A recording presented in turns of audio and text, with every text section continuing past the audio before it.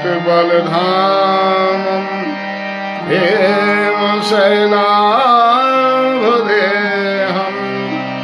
तनुजीवन कृशानं ज्ञानिनामग्रगण्यं सकल गुण निधानं वानराणामधीशं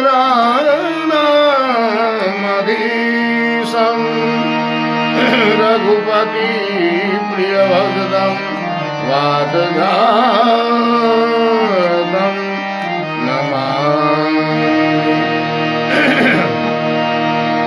राम रामेति रामेति रमे रामे मनोरमे सहस्रनाम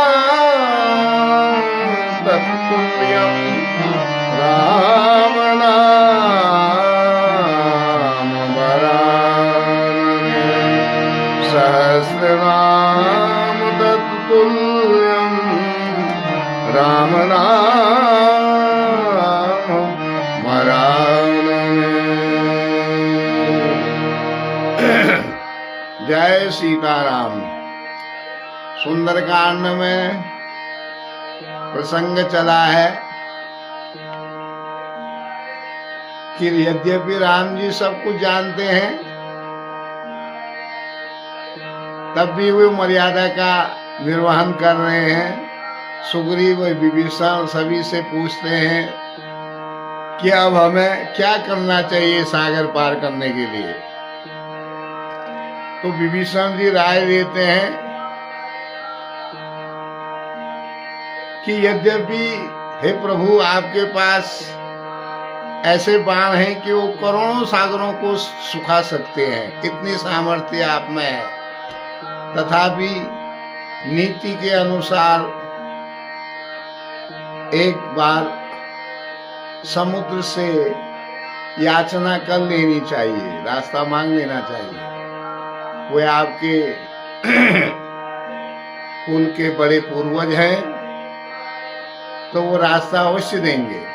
इस प्रकार विभीषण जी कहते हैं, तो राम जी फिर उनको उत्तर देते हैं। विभीषण जी कह रहे हैं, प्रभु तुम्हारे कुल गुरु जलधि कहीं उपाय विचारी, बिनु प्रयास सागर तरही सकल भालू कपीधारी। याचना करने पर आपके पूर्वज के रूप में हैं सागर, समुद्र, बिना प्रयास के ही हमें रास्ता मिल सकता है, जिससे बानर और भालू सब पार उतर जाएंगे। तो राम जी कहते हैं, सखा कही तुम नीति उपाय, करिय देव जो होई सहाय, करिय देव जो होई सहाय।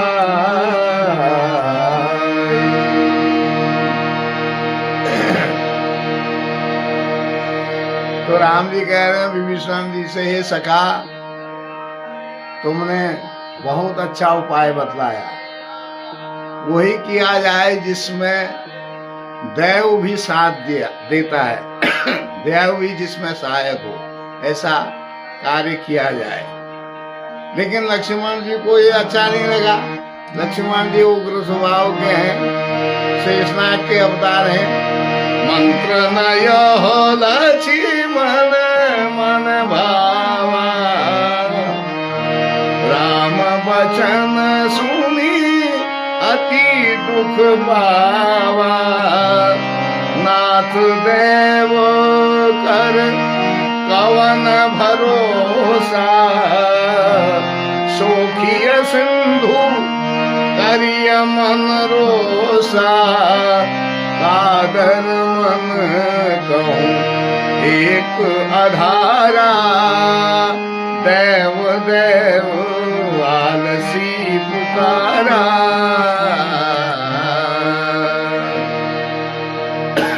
लक्ष्मण जी को ये बात अच्छी नहीं लगी।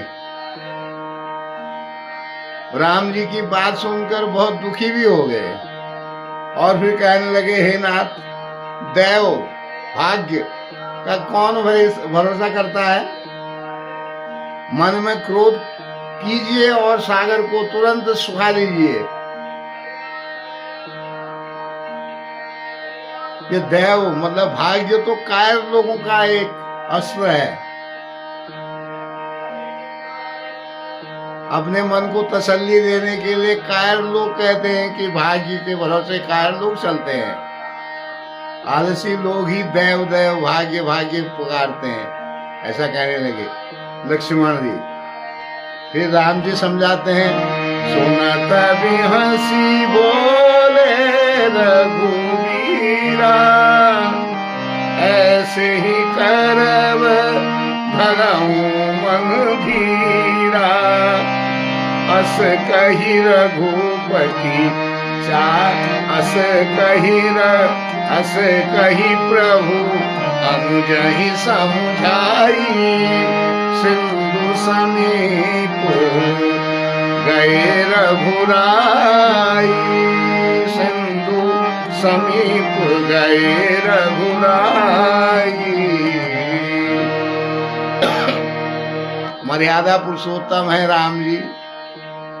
लक्ष्मण की बात सुनकर थोड़ा मुस्कुरा जाते हैं और कहते हैं, ऐसे ही करेंगे, आप मन में धीरज धारण कीजिए, जैसा आप कह रहे हैं वैसा ही किया जाएगा। ऐसा कहकर छोटे भाई को समझाते हैं और फिर समुद्र के निकट जाते हैं। समुद्र के निकट जाकर प्रथम प्रणाम,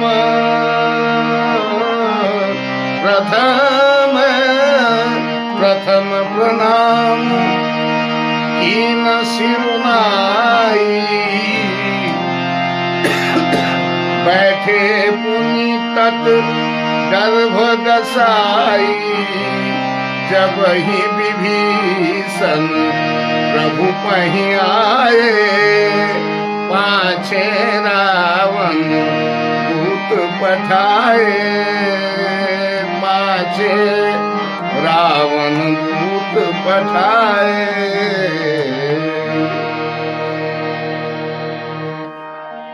रघुनाथ जी लक्ष्मण जी को समझाकर समुद्र के निकट जाते हैं और पहले शीश नवाकर समुद्र को प्रणाम करते हैं।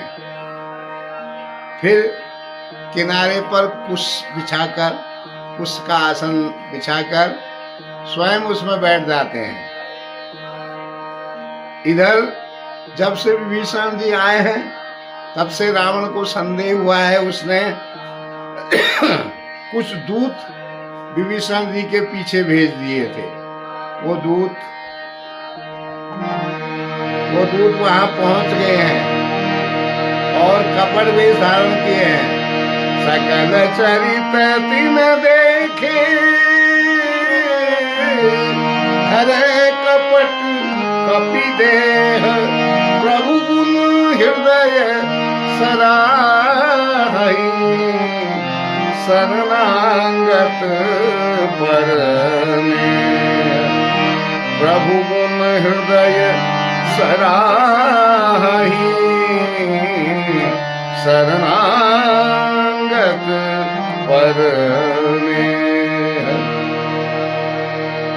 कपट से उन्होंने बानरों का रूप धारण किया है। राक्षस हैं, सब लीला जानते हैं,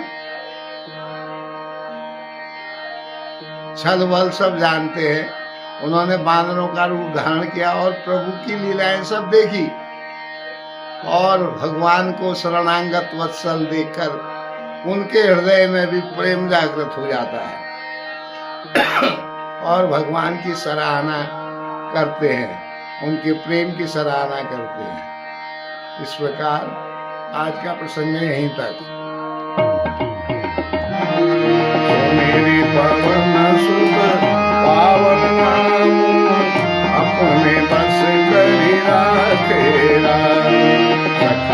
कही तुम नीति उपाई, करिय देव जो सहाय। मंत्र नयह लक्ष्मण मन भावा, राम वचन सुनि अति दुख पावा। नाथ देव कर कवन भरोसा, सुखिय संग करिय मन रोसा। कादर मन कहूँ एक आधारा, देव देव आलसी पुकारा। सुनत बिहसी बोले रघुवीरा, ऐसे कर्म धरहु मन धीरा। अस कही प्रभु अनुजहि समुझाई, सिंधु समीप गए रघुराई।